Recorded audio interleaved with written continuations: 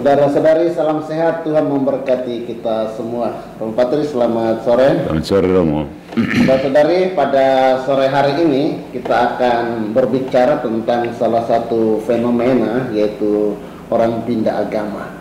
Misalnya dari Katolik ke Kristen atau ke Islam, Islam ke Kristen, ke Katolik, dan seterusnya.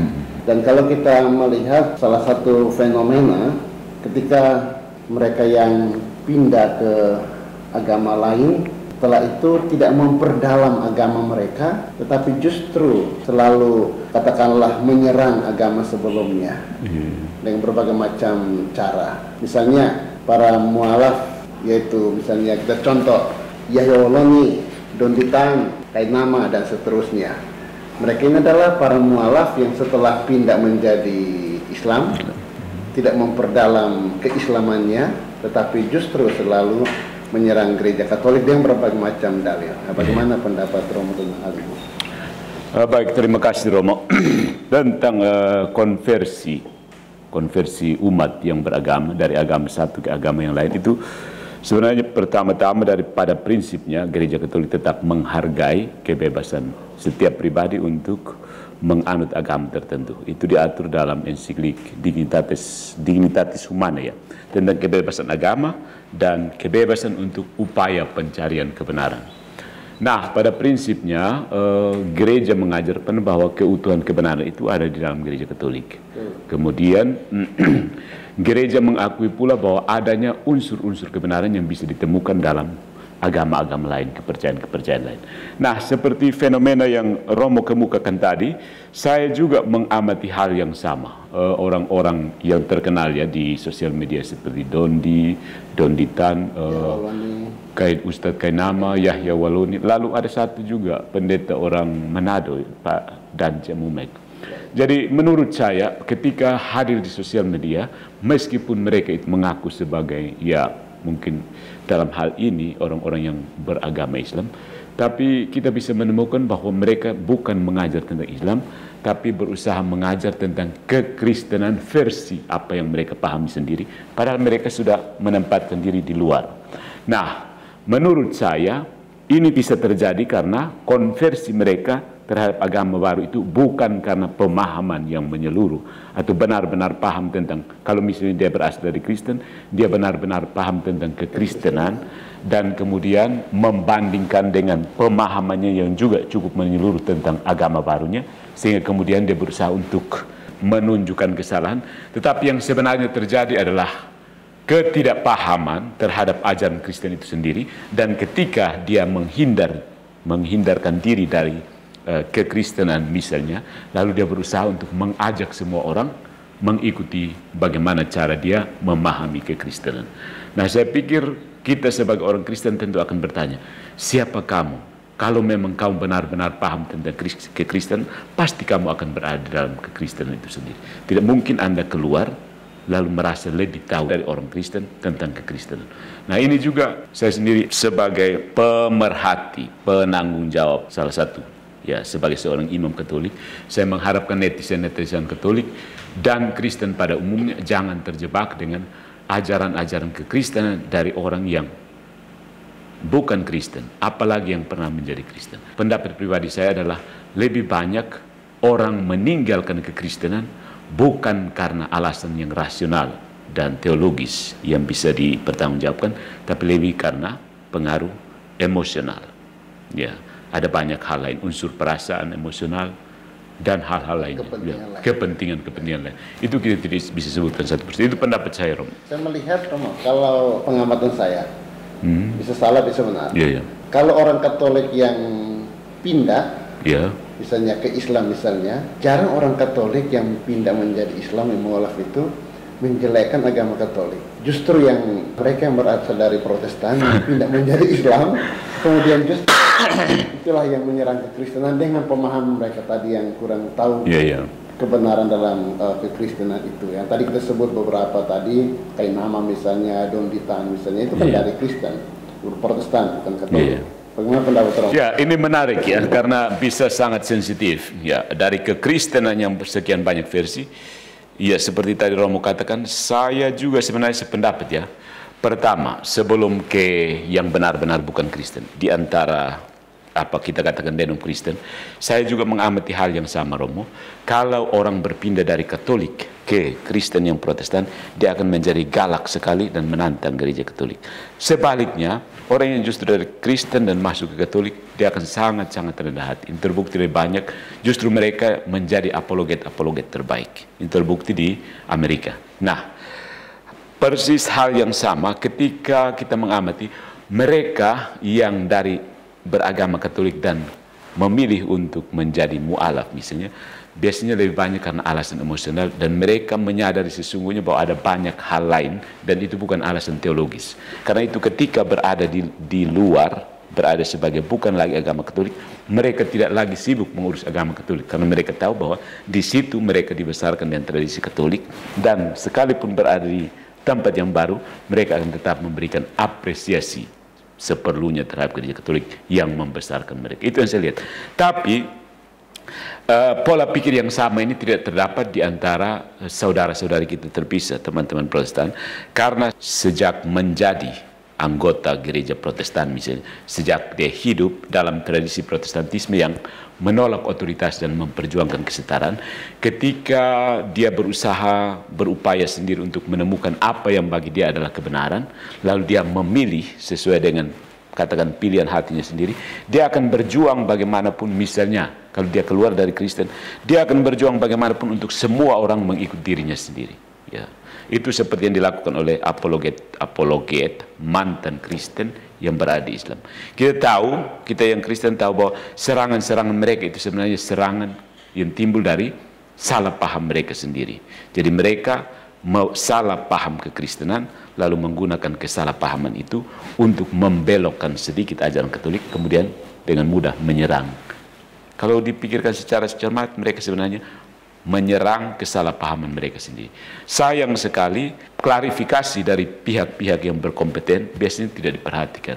Mungkin sedikit ada, ya mereka lebih denial, keras kepala, dan berjuang bahwa mereka pasti benar dan semua orang lain salah.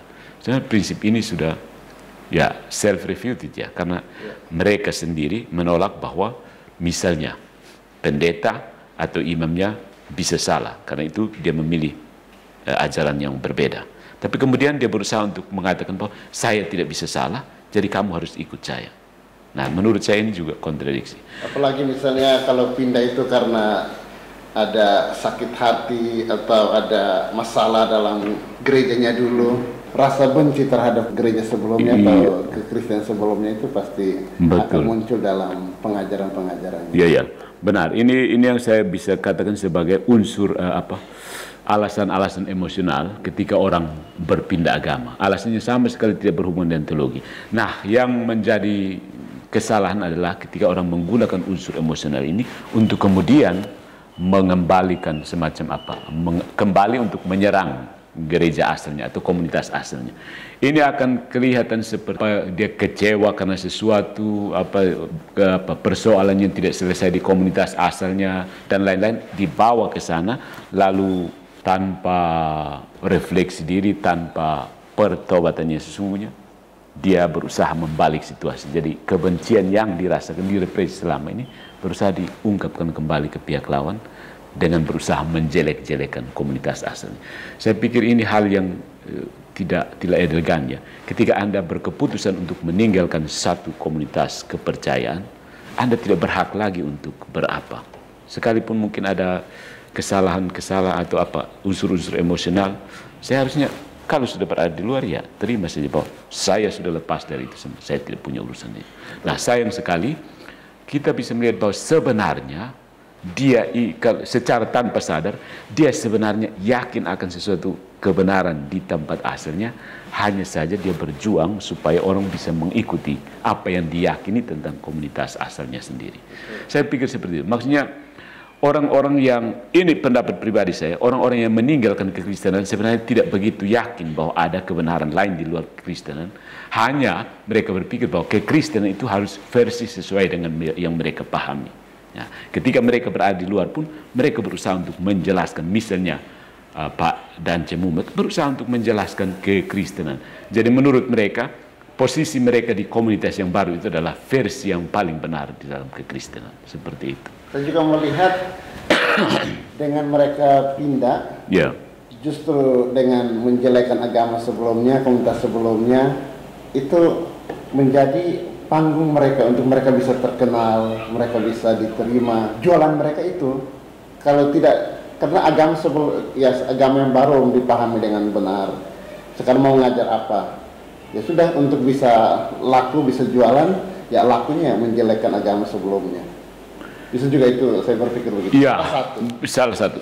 Menurut saya begini, banyak orang karena pengaruh orang modern kan sedikit punya pikiran yang agak relatif bahwa semua agama itu sama sebenarnya. Artinya pola pikir yang asumsi di balik orang-orang yang menjual agama seperti ini adalah bahwa agama itu sebenarnya sama-sama baiknya.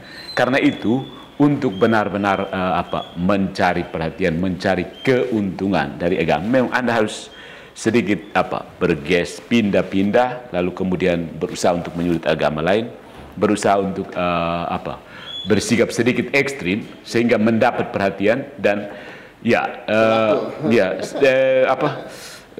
dunia kita sekarang memang sedikit dipengaruhi oleh tanda petik algoritma ya. Jadi Anda harus tampil sedikit ekstrim dengan cara sedikit meninggalkan lalu mengungkit-ungkit kembali komunitas yang lama, dan dari situ ya banyak hal bisa didapat, perhatian ya, dan dengan demikian keuntungan finansial mungkin atau keuntungan apa saja ya. Anda akan menjadi pusat perhatian karena kontroversial dan jualannya adalah agama, sesuatu yang memang sensitif sekali. Jadi bukan karena jadi asumsi dasarnya adalah bahwa karena semua agama sama, dan ketika dijadikan sesuatu yang sensitif, maka dia akan bisa menjadi jualan lainnya yang laku.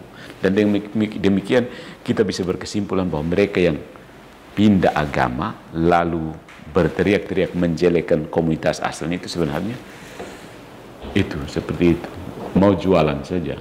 Ya, itu dari saya. Nasihat Romo untuk para mualaf, mereka yang dari Kristen sudah menjadi Islam, yang menjelekkan kekristenan atau agama sebelumnya, mungkin ada nasihat untuk ya, seorang imam bisa juga menasehati.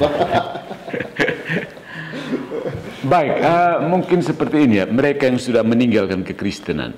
Pertama, kita menghargai kebebasan pribadi Anda untuk memeluk apapun yang menurut kamu benar, tapi gereja tetap menegaskan kebenaran yang utuh itu hanya dalam gereja Katolik. Nah, ketika Anda sudah berada di luar, kami dari segi apologetik, kami tetap menegaskan bahwa iman yang sejati itu bukan tergantung dari pendapat orang-orang yang dari sana kemari berpindah-pindah. Jadi silahkan kalau sudah berada di tempat yang nyaman di luar, silahkan perdalam pemahaman tentang iman di tempat di mana Anda berada yang di luar gereja. Belajar dengan rendah hati, membuka diri, terus-menerus mencari kebenaran. Ya, karena itu penting. Karena sebenarnya alasan yang logis untuk berpindah agama itu adalah upaya mencari kebenaran. Itu logis. Jadi ketika Anda berada di tempat baru, Anda harus berusaha untuk memahami pengajaran atau ajaran dasar dari iman yang baru tersebut. Bukan sibuk dengan iman yang lama. Karena itu seperti apa, Anda tidak benar-benar meninggalkan, Anda masih tetap berada di sini hanya dalam keadaan protes. Jadi stop menyerang iman Anda yang lama, sibuklah memperdalam iman Anda yang baru. Dan saya yakin jika Anda rendah hati dan mau menerima kebenaran, suatu saat kami menunggu Anda di gereja Katolik. Terima kasih, Romo. Ya, Tuhan memberkati kita semua.